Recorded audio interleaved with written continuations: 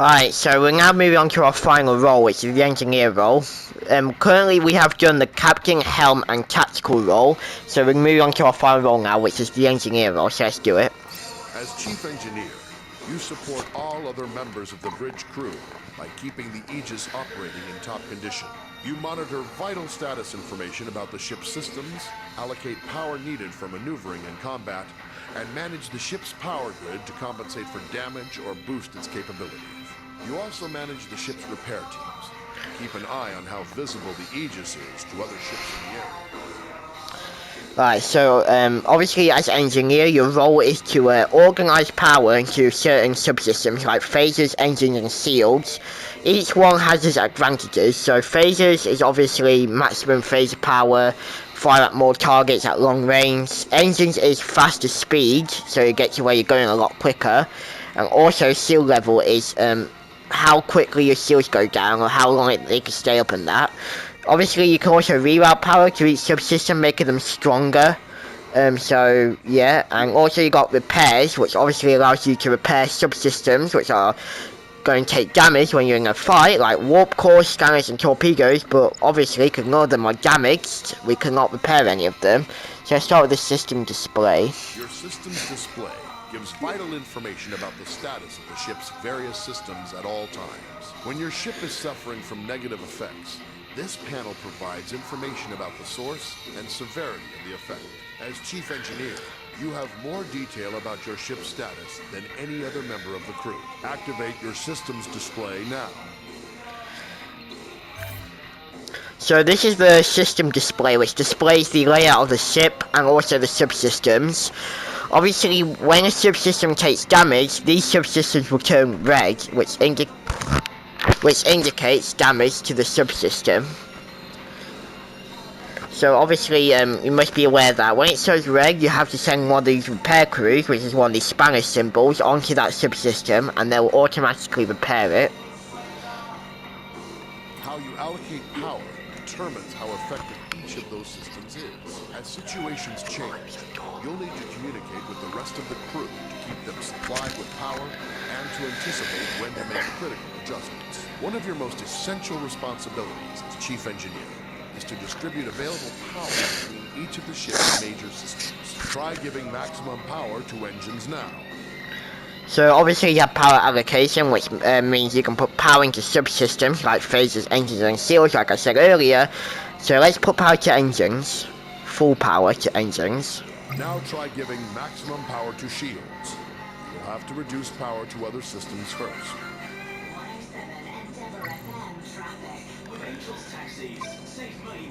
So obviously now I'll put max power into engines and seals. Obviously you have these green pips at the top, which indicate how much power you can give to each system. It's the available power.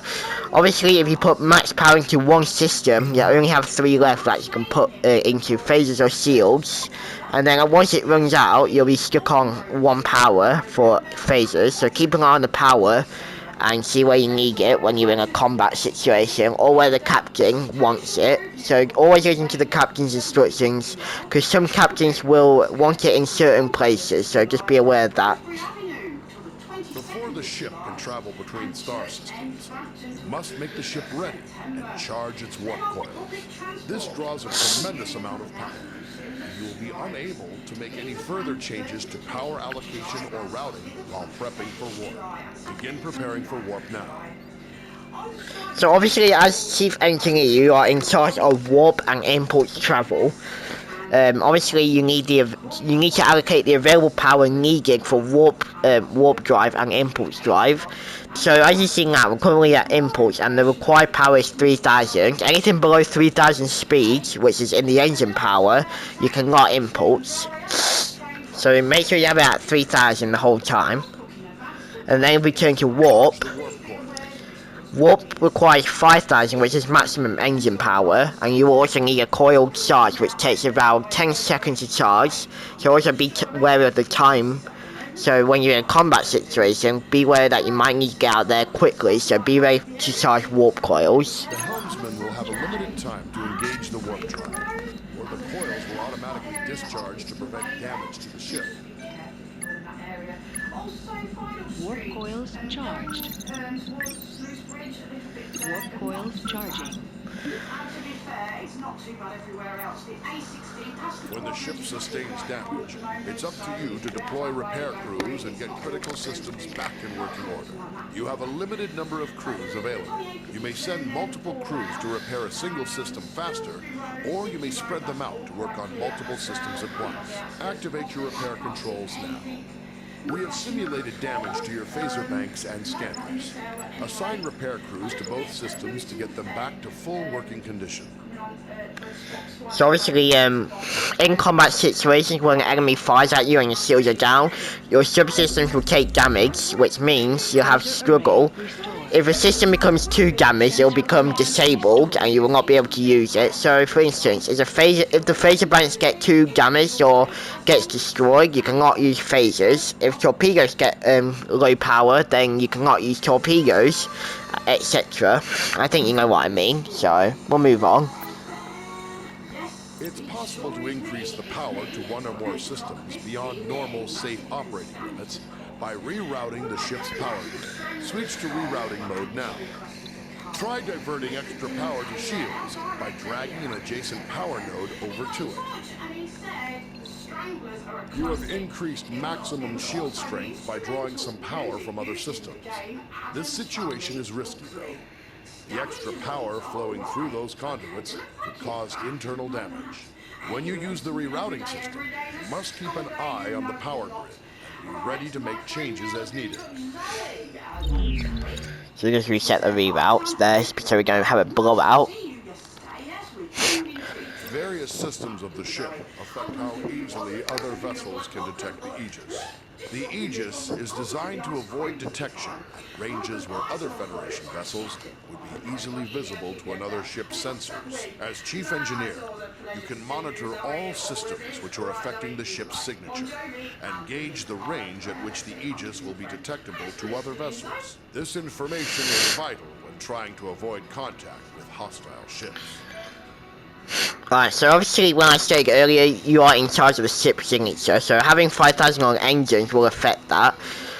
So the minimum speed you can get for a minimum signature is 4,000, which will be at 10 kilometers. But obviously that's only when the tactical also has their shields and torpedoes disarmed as well. So the helm has to be in control of the ship just in case you get seen by an enemy. If possible, try to avoid all necessary contact with this ship as well, or else your engineer will have a hard time repairing everything, because sometimes it can get quite overwhelming sometimes.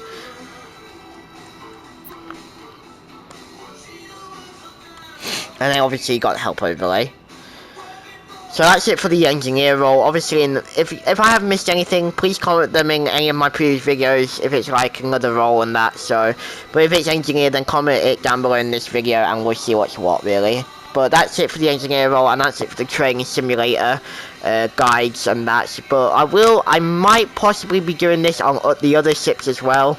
If you want that, leave a like, subscribe, comment saying you want a demo on the other ships, and I'll happily do one.